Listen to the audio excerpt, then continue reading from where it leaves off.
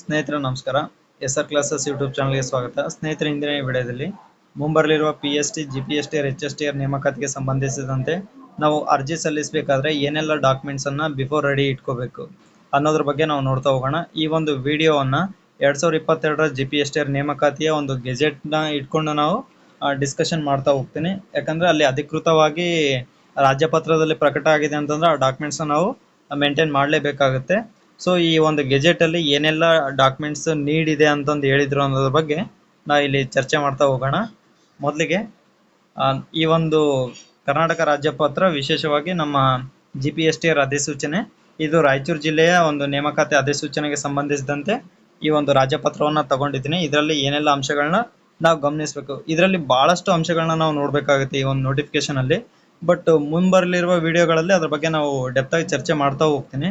Before ನಾವು PST ಅಥವಾ GPST ನೇಮಕಾತಿ ಅಧಿಸೂಚನೆ ಹೊರಡಿಸೋ ಮುನ್ನ ಏನ್ ಡಾಕ್ಯುಮೆಂಟ್ಸ್ ಹೊಂದಿರಬೇಕು ಮತ್ತೆ ಏನೆಲ್ಲ ಕ್ವಾಲಿಫಿಕೇಶನ್ ಬೇಕಿತ್ತು ಅನ್ನೋದ್ರ ಬಗ್ಗೆ ನಾವು ಚರ್ಚೆ ಮಾಡ್ತಾ ಹೋಗೋಣ. ಮೊದಲಿಗೆ ಆಯ್ಕೆಗೆ ಅರ್ಹತೆ, ಅಂದ್ರೆ ಈ ಒಂದು ಹುದ್ದೆ GPST ಹುದ್ದೆಗೆ ಆಯ್ಕೆ ಆಗ್ಬೇಕಾದ್ರೆ ಏನೆಲ್ಲ ಅರ್ಹತೆಗಳನ್ನ ಹೊಂದಿರಬೇಕು ಅನ್ನೋದನ್ನ ಒಂದು ಅಧಿಸೂಚನೆಯಲ್ಲಿ ಹೊರಡಿಸಿದ್ರಲ್ಲ, ಅದರಲ್ಲಿ ನಾವು ಚರ್ಚೆ ಮಾಡ್ತಾ ಹೋಗೋಣ. ಮೊದಲಿಗೆ ಸರ್ಕಾರದ ಆದೇಶ ಸಂಖ್ಯೆ ಇದೆ, ಅದರಲ್ಲಿ 2022ರ ದಿನಾಂಕ 22/2/2022ರಲ್ಲಿ ನಿಗದಿಪಡಿಸಿರುವ ವಿದ್ಯಾರ್ಹತೆ ಹಾಗೂ ವಯೋಮಿತಿಯನ್ನು ಹೊಂದಿರತಕ್ಕದ್ದು. ಏನೆಲ್ಲ ಅರ್ಹತೆಗಳನ್ನ ಹೊಂದಿತ್ತು ಅಂತಂದ್ರೆ, ಶಿಕ್ಷಕರ ಅರ್ಹತಾ ಪರೀಕ್ಷೆಯಲ್ಲಿ ಅಂದ್ರೆ ಕರ್ನಾಟಕ TETಯಲ್ಲಿ ಪೇಪರ್ 2 ಇದು GPST ಗೆ ಸಂಬಂಧಪಟ್ಟಿತ್ತಲ್ಲ. ಸೊ ಹಾಗಾಗಿ ಪೇಪರ್ 2 ನಲ್ಲಿ ಸಾಮಾನ್ಯ 2A, 2B, 3A ಮತ್ತು 3Bಗೆ ಸೇರಿದ ಅಭ್ಯರ್ಥಿಗಳು 60% ಅಂಕಗಳನ್ನ ಪಡೆದಿರ್ಬೇಕು. ಅಂದ್ರೆ TET ಕ್ವಾಲಿಫೈಡ್ ಆಗ್ಲಿಕ್ಕೆ ಜನರಲ್ ಅಭ್ಯರ್ಥಿಗಳು 60% ಕ್ಲಿಯರ್ ಮಾಡಿರ್ಬೇಕು. ಹಾಗೂ ಪರಿಶಿಷ್ಟ ಜಾತಿ, ಪರಿಶಿಷ್ಟ ವರ್ಗ, ಪ್ರವರ್ಗ 1 ಮತ್ತು ವಿಕಲಚೇತನ ಗುಂಪಿಗೆ ಸೇರಿದ ಅಭ್ಯರ್ಥಿಗಳು 55% ಅಂಕಗಳನ್ನ ಪಡೆದಿರಬೇಕು. ಇದು TET ಎಲಿಜಿಬಿಲಿಟಿ ನಮ್ಗೆ ಗೊತ್ತಾಗ್ತಾ ಹೋಗುತ್ತೆ. ನೆಕ್ಸ್ಟ್, ಹುದ್ದೆಯ ನೇಮಕಾತಿಗೆ ನಡೆಯುವ ಜಿಲ್ಲಾ ಮಟ್ಟದ ಸ್ಪರ್ಧಾತ್ಮಕ ಪರೀಕ್ಷೆಯನ್ನ ಕಡ್ಡಾಯವಾಗಿ ತೆಗೆದುಕೊಳ್ಬೇಕಂದ್ರೆ ಅಪ್ಲಿಕೇಶನ್ ಆಗ್ಬೇಕು. ನೆಕ್ಸ್ಟ್, ಸ್ಪರ್ಧಾತ್ಮಕ ಪರೀಕ್ಷೆಯ ಪತ್ರಿಕೆ 2 ವಿಷಯ ಸಾಮರ್ಥ್ಯದಲ್ಲಿ, ಅಂದ್ರೆ ಪೇಪರ್ 2 ಯಾವ್ದಾಗಿರುತ್ತೆ, ಸೋಷಿಯಲ್ ಸೈನ್ಸ್ ವಿದ್ಯಾರ್ಥಿಗಳಿಗೆ ಸಮಾಜ ವಿಜ್ಞಾನ ಆಗಿರುತ್ತೆ, ವಿಜ್ಞಾನ ಅಭ್ಯರ್ಥಿಗಳಿಗೆ ವಿಜ್ಞಾನ ಆಗಿರುತ್ತೆ, ಮ್ಯಾಥ್ಸ್ ಸೈನ್ಸ್ ಇರುತ್ತಲ್ಲ, ಸೊ ಅದರಲ್ಲಿ ಕನಿಷ್ಠ 45% ಅಂಕಗಳನ್ನ ಅವ್ರು ಪಡಿಬೇಕು. ನೆಕ್ಸ್ಟ್, ಸ್ಪರ್ಧಾತ್ಮಕ ಪರೀಕ್ಷೆಯ ಭಾಷಾ ಸಾಮರ್ಥ್ಯ, ಅಂದ್ರೆ ಪೇಪರ್ 3 ನಲ್ಲಿ ಗಣಿತ ವಿಜ್ಞಾನ ಮತ್ತು ಸಮಾಜ ವಿಜ್ಞಾನ ಅಭ್ಯರ್ಥಿಗಳು 3ನೇ ಪೇಪರ್ ಬರೀತಾರೆ. ಆ ಒಂದು 3ನೇ ಪೇಪರ್ ಅಲ್ಲಿ ಕನಿಷ್ಠ 50% ಅಂಕಗಳನ್ನ ಪಡೆದಿರ್ಬೇಕಂದ್ರೆ ಕಡ್ಡಾಯ ಕನ್ನಡ ಅಂತ ಏನ್ ಕರಿತೀವಲ್ಲ, ಅದರಲ್ಲಿ 50% ಅಂಕಗಳನ್ನ ಅಲ್ಲಿ ಪಡಿಲೇಬೇಕು. ನೆಕ್ಸ್ಟ್, ಇಲ್ಲಿ ವಿಶೇಷವಾಗಿ ಗಮನಿಸೋದೇನಪ್ಪ ಅಂತಂದ್ರೆ ಅಭ್ಯರ್ಥಿಗಳು ಆಧಾರ್ ನೋಂದಣಿಯನ್ನ ಹೊಂದಿರತಕ್ಕದ್ದು ಅಂತಂದು ಇಲ್ಲಿ ಹೇಳಿದರೆ. ಇದು ಯಾಕೆ ಬಹಳಷ್ಟು ಇಂಪಾರ್ಟೆಂಟ್ ಆಗುತ್ತೆ ಅಂತಂದ್ರೆ ಈ ವಿಡಿಯೋದಲ್ಲಿ ನಿಮ್ಗೆ ಹೋಗ್ತಾ ಗೊತ್ತಾಗುತ್ತೆ. ಅಭ್ಯರ್ಥಿಗಳು ಪ್ರತಿಯೊಬ್ರು ಆಧಾರ್ ನೋಂದಣಿಯನ್ನ ಹೊಂದಿರಲೇಬೇಕು. ಸೊ ಅಲ್ಲಿ ಏನಾದ್ರು ವೇರಿಯೇಷನ್ಸ್ ಇದ್ರೆ ನೀವು ಈಗಲೇ ಅದನ್ನ ಬದಲಾವಣೆ ಮಾಡ್ಕೊಳ್ಳಿಕ್ಕೆ ಪ್ರಯತ್ನ ಮಾಡೋದು. ಅಂದ್ರೆ ಫಾರ್ ಎಕ್ಸಾಂಪಲ್ ಇದು ಆಲ್ಫಾಬೆಟ್, ಹೆಸರಲ್ಲಿ ಇರುವಂತ ಆಲ್ಫಾಬೆಟ್ ಏನಾದ್ರು ಬದಲಾವಣೆ ಆಗಿತ್ತಂದ್ರೆ, ಮತ್ತೆ ಡೇಟ್ ಆಫ್ ಬರ್ತ್ ಏನಾದ್ರು ಚೇಂಜ್ ಇತ್ತು ಅಂತಂದ್ರೆ ಅವುಗಳನ್ನ ಈಗಲೇ ನೀವು ಬದಲಾಯಿಸ್ಕೋಬೇಕು. ಈವನ್ ಮೊಬೈಲ್ ನಂಬರ್ ಕೂಡ ಚೇಂಜ್ ಇದ್ರು ಆ ಮೊಬೈಲ್ ನಂಬರ್ನು ಬದಲಾಯಿಸ್ಕೊಳ್ಳೋದು ಉತ್ತಮ ಅಂತೇಳಿ ನನ್ನ ಅಭಿಪ್ರಾಯ. ಯಾಕಂದ್ರೆ ಆಧಾರ್ ಥ್ರೂ ಅಲ್ಲಿ ಅವರು ಚೆಕ್ ಮಾಡ್ತೀವಿ ಅಂತಂದು ಹೇಳಿದ್ರೆ, ಈ ಒಂದು ಗೆಜೆಟ್ ಅಲ್ಲಿ ಹೇಳಿದ್ರೆ ನಿಮ್ಗೆ ಆಮೇಲೆ ಹೋದ್ಮೇಲೆ ಅದರ ವ್ಯಾಲ್ಯೂ ಗೊತ್ತಾಗ್ತಾ ಹೋಗುತ್ತೆ. ಮುಂದೆ ನೋಡ್ತಾ ಹೋಗೋಣ. ನೆಕ್ಸ್ಟ್, ಇಲ್ಲಿ ಒಂದ್ ನಿಮಿಷ, ಅರ್ಜಿ ಸಲ್ಲಿಸಲು ನಿಗದಿಪಡಿಸಿದ ಕೊನೆಯ ದಿನಾಂಕದೊಳಗೆ ನಿಗದಿತ ವಿದ್ಯಾರ್ಹತೆ ಪಡೆಯಲು ಪರೀಕ್ಷೆ ಬರೆದು ಫಲಿತಾಂಶಕ್ಕಾಗಿ ಕಾಯುತ್ತಿರುವ ಅಭ್ಯರ್ಥಿಗಳು ಅರ್ಹರಾಗುವುದಿಲ್ಲ. ಅಂದ್ರೆ ಫಾರ್ ಎಕ್ಸಾಂಪಲ್ B.Ed ಇನ್ನೂ ಓದ್ತಾ ಇರ್ತಾರೆ, 4th ಸೆಮಿಸ್ಟರ್ ಅಲ್ಲಿ ಇರ್ತಾರೆ, ಆಗ್ಲೇ ನೋಟಿಫಿಕೇಶನ್ ಆಗುತ್ತೆ. ಅವಾಗ ಅವ್ರು ನಾವು ನೋಟಿಫಿಕೇಶನ್ಗೆ ಅರ್ಜಿ ಸಲ್ಲಿಸಿ ಎಕ್ಸಾಮ್ ಬರಿಬಹುದಾ ಅಂತಂದು ಕೇಳಿದ್ರೆ ಬರೀಲಿಕ್ಕೆ ಬರಲ್ಲ. ಯಾಕೆ ಬರಲ್ಲ ಅಂತಂದ್ರೆ ಇಲ್ಲಿ ಕೊಟ್ಟಿದ್ರು ನೋಡ್ರಿ, ಅರ್ಜಿ ಸಲ್ಲಿಸಿದ ನಿಗದಿಪಡಿಸಿದ ಕೊನೆಯ ದಿನಾಂಕದೊಳಗೆ ನಿಗದಿತ ವಿದ್ಯಾರ್ಹತೆ ಪಡೆಯಲು ಪರೀಕ್ಷೆ ಬರೆದು ಫಲಿತಾಂಶಕ್ಕಾಗಿ ಕಾಯುವಂತ ಇರಬಾರ್ದು. ಯಾಕಪ್ಪ ಅಂತಂದ್ರೆ ಇಲ್ಲಿ ನೋಡ್ರಿ, ಕೊನೆಯ ದಿನಾಂಕ ಅಂದ್ರೆ ಅರ್ಜಿ ಸಲ್ಲಿಸಲು ನಿಗದಿಪಡಿಸಿದ ಕೊನೆಯ ದಿನಾಂಕ, ಇದು ಆಗಿನ ದಿನಾಂಕ ಆಗಿತ್ತು, ಅದು ಬೇಡ. ಓಕೆ, ನಿಗದಿಪಡಿಸಿದ ಕೊನೆಯ ದಿನಾಂಕದೊಳಗೆ ವಿದ್ಯಾರ್ಹತೆಯ ಅಂಕಪಟ್ಟಿ ಹಾಗೂ ಇತರ ಎಲ್ಲಾ ಅಗತ್ಯ ಸರ್ಟಿಫಿಕೇಟ್ ಗಳನ್ನ ಸಕ್ಷಮ ಪ್ರಾಧಿಕಾರದಿಂದ ಪಡೆದಿರಬೇಕು. ಈವನ್ ಕಾನ್ವೊಕೇಶನ್ ಸರ್ಟಿಫಿಕೇಟ್ ಅನ್ನು ಕೂಡ ಪಡೆದಿರಬೇಕು. ಯಾಕಂದ್ರೆ ಲಾಸ್ಟ್ ಟೈಮ್ ನಮ್ದು ಈ ಒಂದು ಸಮಯದಲ್ಲಿ ವೆರಿಫಿಕೇಶನ್ ಸಮಯದಲ್ಲಿ ಕಾನ್ವೊಕೇಶನ್ಗೆ ಬಹಳಷ್ಟು ಕಾಂಟ್ರವರ್ಸಿಗಳಲ್ಲಿ ಸ್ಟಾರ್ಟ್ ಆಗ್ತಾ ಹೋಗಿತ್ತು. ಸೊ ಹಾಗಾಗಿ ಎಲ್ಲಾ ಸರ್ಟಿಫಿಕೇಟ್ ಅನ್ನ ನಾವು ಬಿಫೋರ್ ಪಡೆದಿರ್ಲೇಬೇಕು ಅಂತೇಳಿ ನಾವಿಲ್ಲಿ ಹೇಳ್ಬೋದು.